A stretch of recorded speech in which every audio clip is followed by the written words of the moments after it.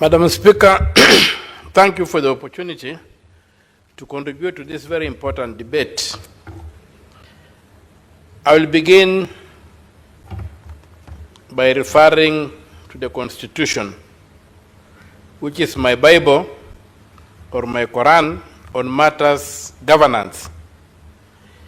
Article 220 of the Constitution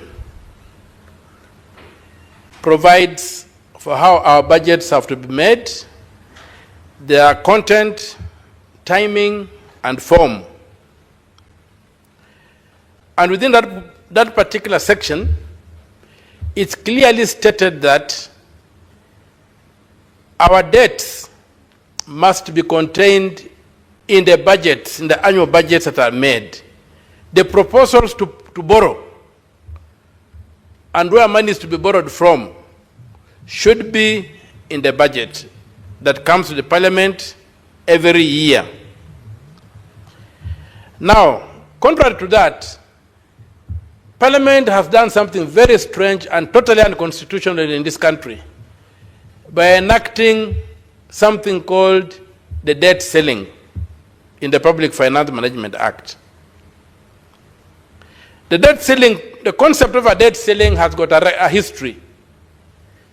Before 1917, in the USA, Congress used to approve every debt that was borrowed by the Treasury for the executive in America, in the USA. In 2017, when the USA joined the First World War, Congress began the idea of allowing the Treasury to borrow on a need. And that morphed into the culture where they began the so-called debt ceiling in an attempt to contain the appetite for money by the executive. And up to now, you even have the Debt Act that was passed under Obama trying to address these issues. They have not done very well.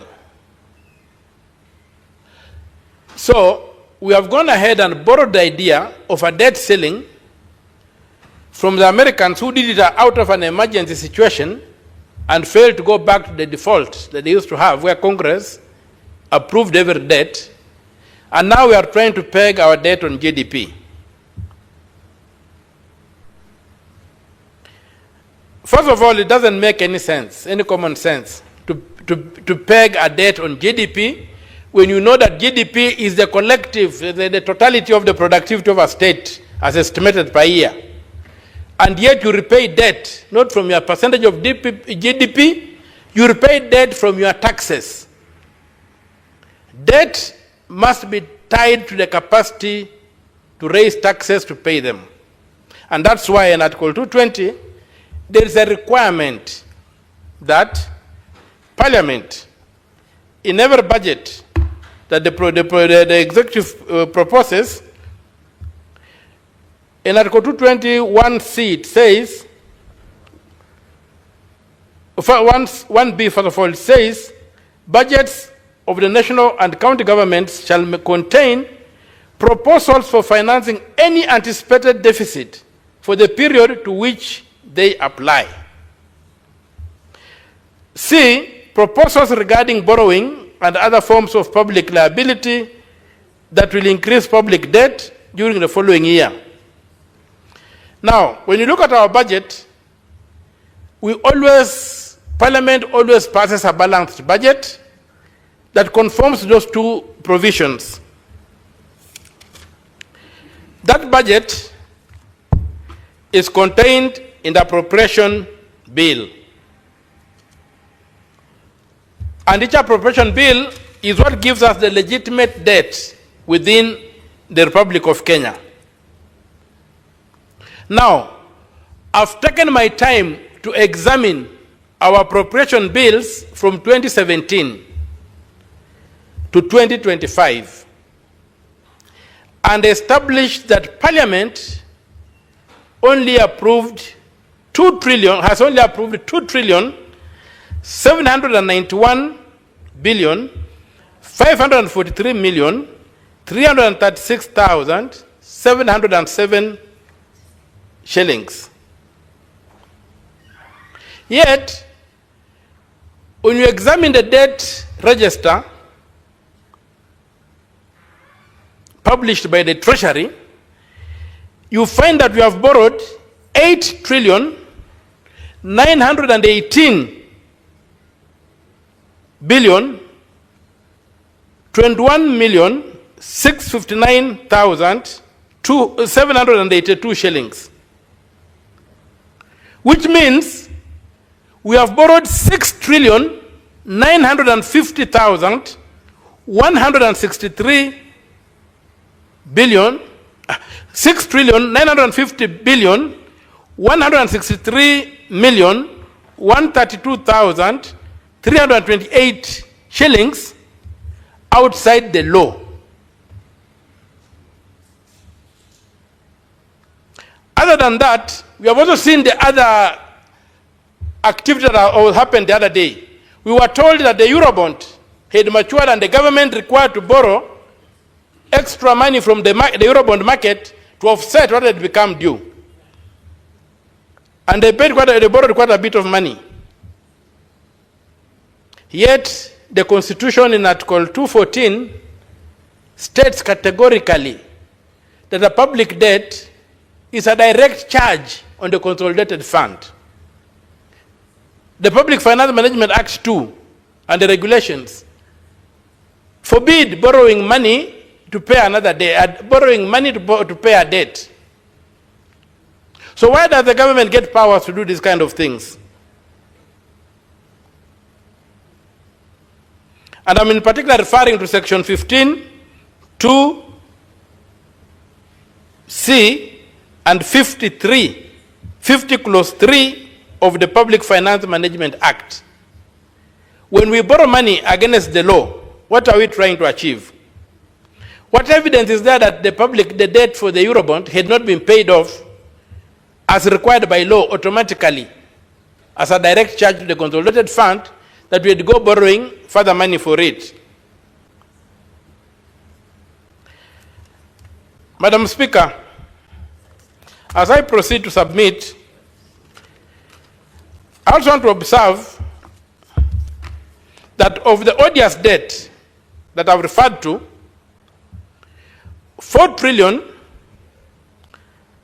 605 billion 840 million 287,992 shillings was incurred in the period 2014 to 2022 when President Uhuru Kenyatta was in charge. Under President Ruto, that's from 2022 when he took over, already 2 trillion 250 billion 325 million 905,200 shillings has been taken outside the law. We have a program-based budgeting process whereby when money is borrowed, it's tied to a project. These trillions of shillings, more than 6 trillion, cannot be traced in government documents. I've taken my time from October last year, poring over thousands of documents that I got from the websites of the Treasury, Central Bank, Control of Budget, and all these people. And I cannot trace where this money went. I can see why the 2-point-something trillion that the Parliament approved is clearly seen where it went. This money cannot be traced in the economy. To make matters worse, Madam Speaker, not a single domestic debt is approved by Parliament. Not a single one. All those billions. Look at the Appropriation Act. There's none. It's somehow that the executive does not implement the budget. Because when you look at the statement of annual revenue and actual revenue and net expenditure, which is published monthly, at the end of every month, the statement of actual revenue and net expenditure, That's why you encounter this animal called the domestic debt. If you look at the budget, there's no domestic debt. Treasury bonds, treasury bills are a legitimate form of, treasury bills are supposed to act like an overdraft. Where there's a delay by the treasury, by the KRA to submit enough money to government, the government should issue treasury bills to fill up the gap, but the treasury bills by law must be paid within 12 months. They cannot become a debt. Now, under the Public Finance Management Act, all borrowing must support a capital project, a development project which is defined. But you find that we are borrowing a lot of money on the domestic market without approval of Parliament. Where does this money go when it is not even budgeted for? Why are we borrowing this money? And it's running in billions of shillings. Madam Speaker, I wish our screens were working. I would have beamed my calculations onto that screen so that Kenyans can see how they are being scammed in the name of taking public debt. I've done a graph, and you realize one of the interesting things is that our debt spikes every time we have got a handshake. Well, which means that the mechanisms of oversight are lost. In every year when you have had a handshake, there has been a spike in reckless borrowing and reckless expenditure by government. I hope it doesn't happen today. It's just unfortunate that we cannot, I don't know whether we are allowed or not, but I would have loved to be projecting some of these figures on these screens that we have here, so that all Kenyans can see exactly how we are being messed up, how we are being hurt. And another painful thing is that the Ethics and Anti-Corruption Commission, which is all over demanding more powers and all that of you, has never audited our debt portfolio. I don't understand why they cannot just let the police, the economic crimes unit of the CID, do their work. The ESCC has never audited our debt.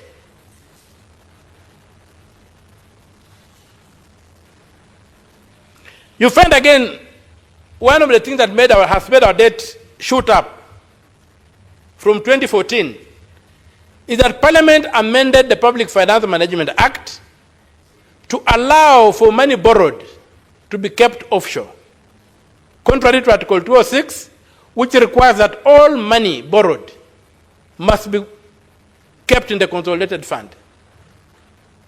So they amended that, and at the discretion of the Cabinet Secretary for Treasury, they can borrow money and keep offshore. And that's one of the things that is really affecting us. When you look at the total amount of debt that we have borrowed, many people discuss it in terms of the actual figures borrowed. But if you factor in, Madam Speaker, you factor in the cost of the loans, and you factor in the interest on the loans, you get a shocking figure. Right now, we are standing at 18 trillion shillings when you take those factors in. Totally unsustainable for us. And I think in the last payment I've seen in this statement,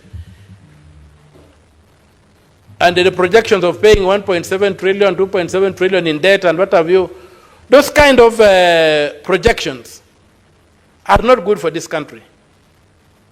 They are existential threats to this country.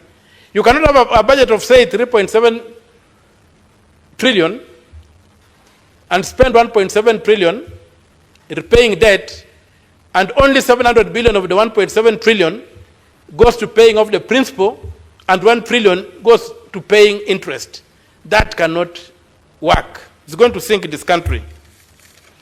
Another issue, Madam Speaker, that I would like to speak to is another form of debt that is not necessarily public debt, but it's a debt to the public in the name of pending bills. Pending bills, Madam Speaker, are a major scam. And the scam masters have convinced everybody in this country that we abandon cash-based accounting, we go to accrual accounting. Arrant nonsense. How do you do that?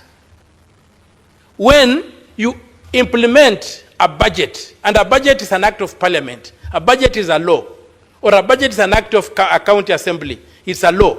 How do you accrue from one law to another law without referring back to parliament? How do you carry a debt from year 1 to year 2, when year 1, parliament said, or the National County Assembly said, we are giving you this budget, we are giving you this power to collect funds,